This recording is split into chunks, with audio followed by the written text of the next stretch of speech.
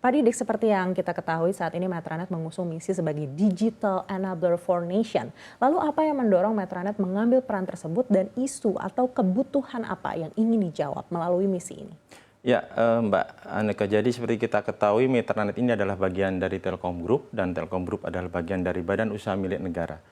Di sana kita ada satu tanggung jawab sosial sebagai bagian dari negara ini dan inline dengan prioritas perencanaan pembangunan nasional tahun 2025 dan 2029 yang berfokus kepada penurunan kemiskinan, kemudian juga peningkatan kualitas SDM dan tentunya juga peningkatan ekonomi inklusif yang berkelanjutan. Nah, di prioritas kedua di bagian peningkatan SDM berkualitas inilah kami melihat bahwa ini menjadi satu core tanggung jawab kami untuk meningkatkan literasi digital di SDM ini untuk tentunya berdampak pada pertumbuhan ekonomi.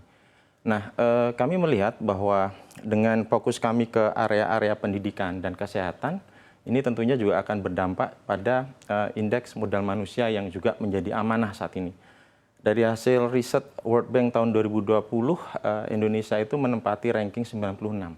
Dan saya melihat di rencana pembangunan nasional itu kita mentargetkan untuk bisa meningkatkan ranking tersebut. Dan 3 komponen untuk meningkatkan indeks modal manusia itu salah satu adalah peningkatan kesehatan, pendidikan, dan survival. Nah, fokus di pendidikan kami masuk melalui Kasbog juga dan beberapa solusi-solusi yang tadi disampaikan oleh Mbak Ineke, dan termasuk salah satunya juga ke kesehatan. Kita fokus kepada stunting.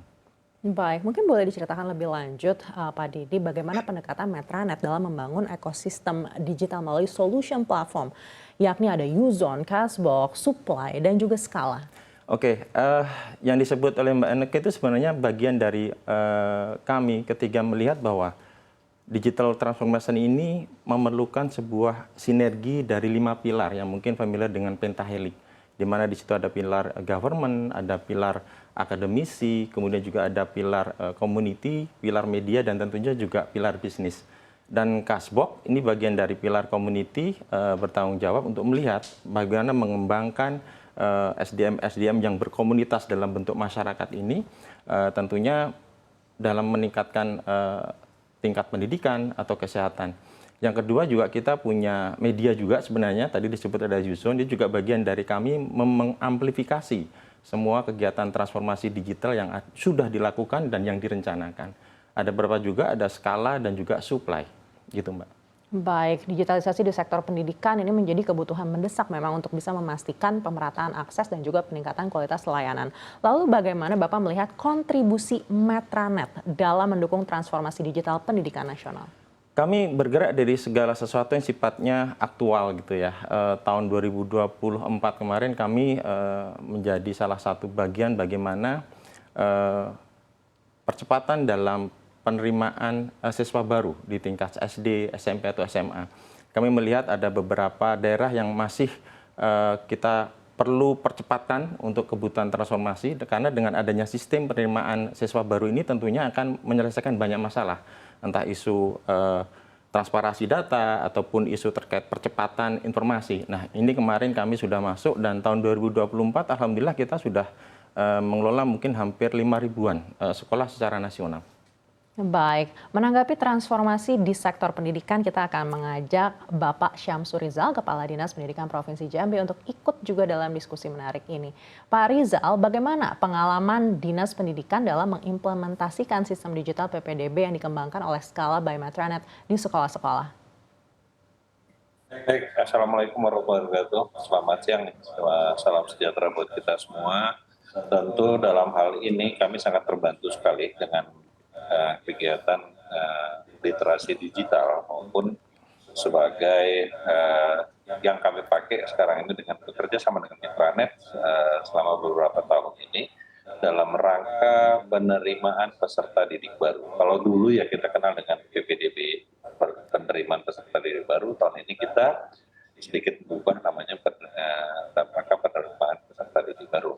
Tentu literasi digital ini kita memberikan pemahaman kepada masyarakat bahwa kita pentingnya dalam rangka memberikan kemudahan pelayanan terhadap masyarakat dalam rangka menerima peserta didik baru ini. Kami di Jambi tentu konsen dalam hal ini bekerjasama selalu dengan Metranet dalam rangka peserta didik baru ini.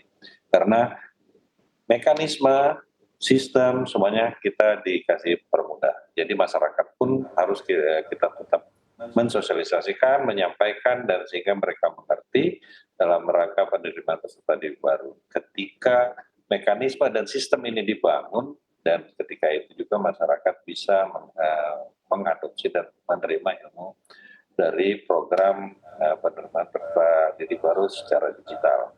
Kami berharap Mitranet juga tentu apa yang menjadi kelemahan nanti atau suatu sistem ini akan terus kami berkomunikasi, terus kami minta perbaiki ke depannya sehingga sistem digital ini akan lebih baik kembali. Baik, lalu sejauh mana sistem ini berkontribusi terhadap peningkatan transparansi dan juga efisiensi dalam proses penerimaan peserta didik baru? Baik, 2023-2024 sistem penerimaan ini tentu sangat transparansi karena ini secara online yang diterima oleh masyarakat. Semuanya mekanisme itu terbuka, masyarakat bisa masuk ke situ dan melihat, mendaftar. Semua kita bermain dengan klik ya, semuanya bermain dengan sistem mekanisme yang telah dilaksanakan. Tentu kita harus menggunakan pihak ketiga seperti Mitranet ini dalam rangka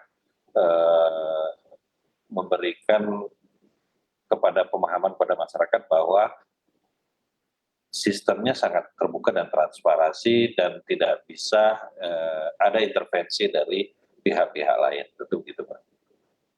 Bagaimana pandangan Anda mengenai peran digitalisasi khususnya melalui sistem PPDB dalam mendukung terciptanya sistem pendidikan nasional yang menjunjung prinsip keadilan, transparansi, dan juga akuntabilitas?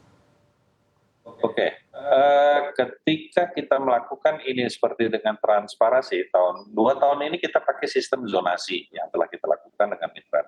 Tentu kami juga ke bawah memberikan zona-zona ataupun wilayah-wilayah sekolah terus harus kita petakan dulu. Nah, ketika itu sudah terkunci dengan seperti zona itu tadi, sehingga kita tidak repot lagi dalam memberikan pelayanan terhadap lingkungan sekolah tersebut. Alhamdulillah Provinsi Jambi 2 tahun ini kami untuk melaksanakan kegiatan di PPDB ya sangat kecil sekali konflik yang terjadi di masyarakat.